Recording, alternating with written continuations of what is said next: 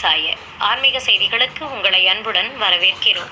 முன்னதாக ஆன்மீக தலைப்புச் செய்திகள். ஸ்ரீரங்கம் ஸ்ரீ அரங்கநாத சுவாமி ஆலய மார்கழி உற்சவம் திருப்பாவை பாசுரம்படி நடைபெற்று வரும் சிறப்பு அலங்காரம்.